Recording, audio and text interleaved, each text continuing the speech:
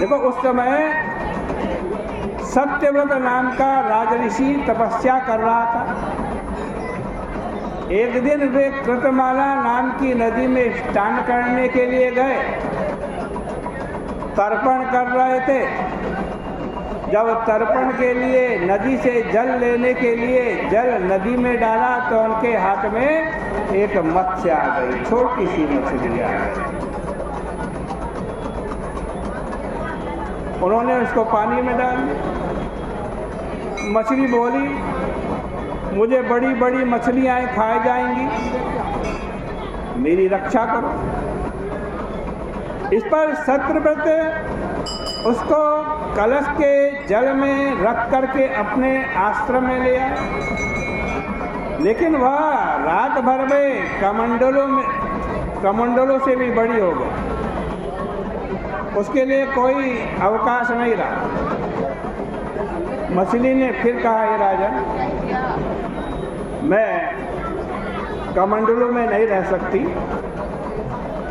ऐसी जगह रखो जहाँ मैं आराम से रह सकूं। सत्यव्रत ने उसको एक मढ़ी के जल में रख दिया, लेकिन वे वहाँ भी बढ़ गई।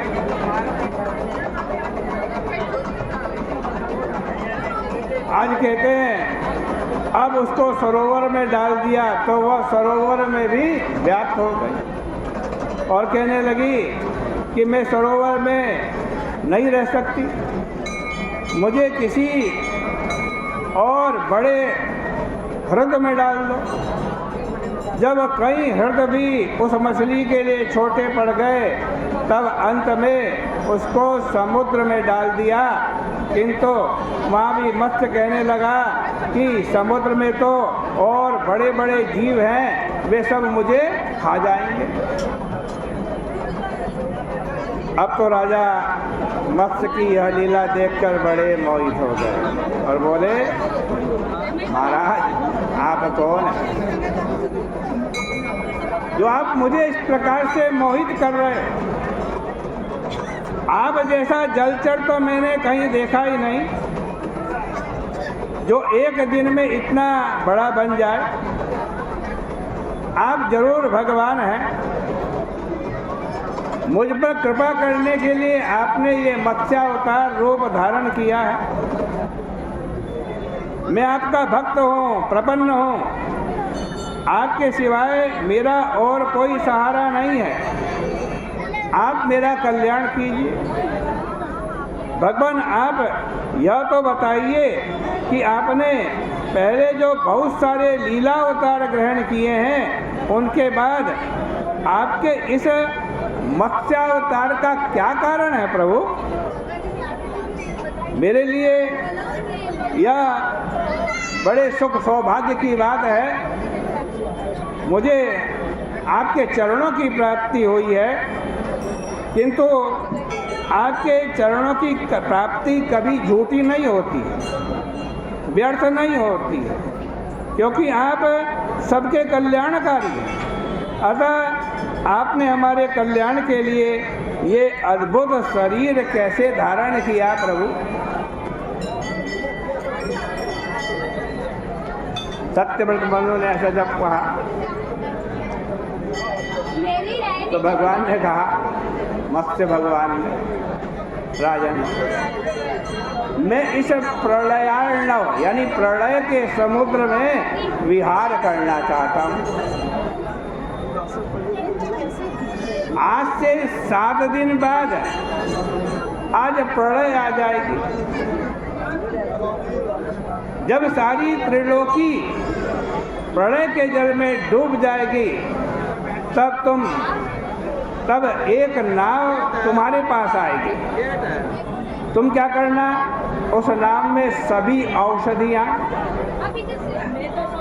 सभी बीजों को और सप्तऋषियों को साथ लेकर के बैठ जाना।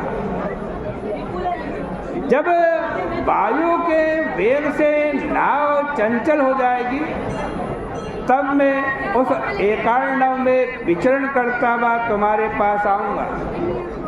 तुम मेरे सींग में वासुकी से नाव को बांध देना नाव में सब वस्तुओं के बीज रहेंगे, सप्तऋषि रहेंगे तथा राजा रहेगा, तो वेद एवं धर्म की रक्षा होगी।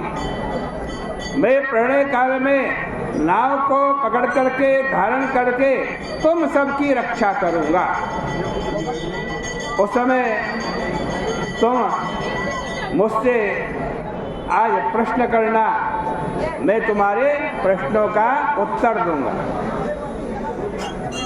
देखो, पुराणों में ऐसी कथाएं बहुत ज़्यादा आती हैं कि ऋषि लोग कहीं किसी रूप में तो कभी किसी रूप में उपदेश देते हैं। जैसे श्वेताश्वर और मांडूक आदि। श्वेताश्वर माने सफ़ेद खच्चर और मंडूक माने मेढक। इनके उपदेश श्वेताश्वर उपनिषद और मांडुक्य उपनिषद के रूप में प्रसिद्ध हैं। इसी तरह भगवान में मत्स्य, कच्छप आदि रूप ग्रहण करके उपदेश करते हैं। इसका अर्थ यह है कि नाम, रूप, आकृति अथवा आभास पर ना जाकर के जो असली तत्व है उसको ग्रहण करना चाहिए। सोना चाहे किसी भी शक्ल में हो और उसके कंगन आदि कई नाम क्यों ना हो, परंतु उनमें पहचानना किसको चाहिए? एक को ही चाहिए। पहचानना तो स्वर्ण को ही चाहिए। मत्स्यावतार भगवान राजा सत्यव्रत को यह कहकर के अंतर ध्यान हो गए। राजा नदी के तट पर कुशा बिछा कर के बैठ गए और मत्स्य भगवान का ध्यान करने लगे। इसी बीच समुद्र बढ़ा और चारों ओर पानी ही पानी हो गया। सत्यव्रत भगवान की आज्ञा के अनुसार आई हुई नाव पर सप्तऋषियों के साथ औषधि, वनस्पति आदि लेकर के बैठ गए। मुनियों ने कहा कि अब हम भगवान का ध्यान करें, वही संकट से हमको बचाएंगे। इतने में प्रलय समुद्र में एक श्रृंगधारी स्वर्णमय नियुत योजन मत्स्य का प्रादुर्भाव हुआ। उसके श्रृंग में बांसुकी से नाव बांध दी गई। भगवान को देखकर सत्यव्रत ने उनकी स्तुति की। इस स्तुति का सारांश यह है कि संसार में जितनी भी शिक्षा मिल रही है उन शिक्षाओं को देने वाला कौन है?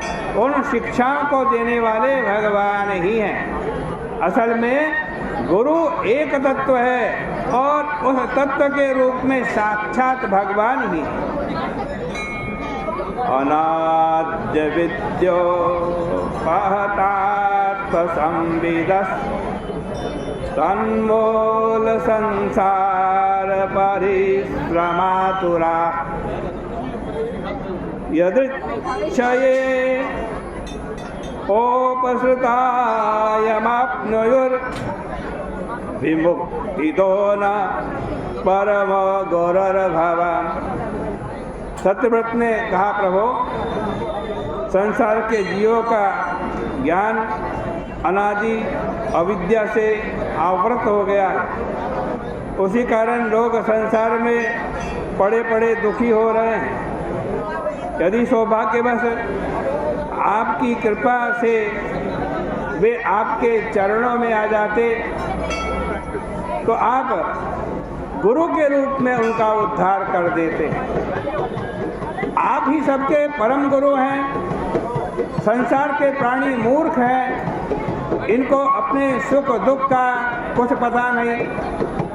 जब कभी वे आपकी सेवा करते हैं तो आप परम गुरु के रूप में प्रकट होकर उनकी हृदय ग्रंथि का भेदन कर देते। इस प्रकार गुरुओं के गुरु आप हैं। दूसरे देवता आपके प्रसाद लेश से 10,000वें हिस्से की बराबरी नहीं कर सकते। जैसे अंधे के आगे अंधा नहीं चल सकता, वैसे ही अज्ञानी के आगे अज्ञानी भी नहीं चल सकता। आप तो संपूर्ण इंद्रियों के प्रकाशक हैं। मैंने आपको अपना गुरु वर्ण किया है। मनुष्य जब दूसरे मनुष्यों को बुद्धि देता है तब असती बुद्धि देता है, जिससे संसार की प्राप्ति होती है। आप ही सब लोग के गुरु हैं। आप तो उस अमोघ ज्ञान का उपदेश करते हैं जिससे आपके निज पद की प्राप्ति होती है। मनुष्य नहीं जानता कि आप उसके हृदय में बैठकर शिक्षा दे रहे हैं। मैं आपकी शरण में हूँ। आप अपने परमार्थ प्रकाशक वचनों द्वारा मेरे हृदय की गांठ को काट दीजिए और अपने स्वरूप को प्रकाशित कर दें। सुखदेव जी महाराज कहते हैं कि राजा ने जब इस प्रकार प्रार्थना की तो भगवान ने पुराण संहिता का, जिसको मत्स्य पुराण कहते हैं, उसका उपदेश दिया। उसमें सांख्य, योग, क्रिया सबका उपदेश है, आत्मज्ञान का उपदेश है। सत्यव्रत ने सबके साथ उसका श्रवण किया। जब प्रलय बीत गया तब भगवान ने हयग्रीव असुर को मार करके वेदों का उद्धार किया। भगवान की कृपा से वही राजा सत्यव्रत इस समय वायवस्पत मनु के रूप में प्रकट हुए हैं। उनकी इस कथा को सुनकर मनुष्य पाप मुक्त हो जाते हैं और जो भगवान के इस अवतार का प्रतिदिन कीर्तन श्रवण करता है उसके संकल्प सिद्ध होने लगते हैं। प्रलय पयसि धातु सुप्त सुप्तेर्मुखेभ्यः श्रुतिगणमपनीतं प्रत्युपादत्त हत्वा इति जमकथयत्यो ब्रह्म सत्यप्रदानां तमः मखिल हेतुं हिम्बमीनं नतोऽस्मि। सुखदेव जी कहते परीक्षित, भगवान जिम्ब मीन है, कपटी मीन है, माया से मछली बने हुए हैं। इन्होंने ब्रह्म ज्ञान का उपदेश किया है और सत्यव्रत तथा अन्य सब की रक्षा की है। उनको हम बारंबार नमस्कार करते हैं। श्रीमद् भागवत जी का यहीं पर अष्टम स्कंद परिपूर्ण हो रहा है। कल से नवम स्कंद की चर्चा आपके सामने होगी। आज की चर्चा का यही विराम करते हैं।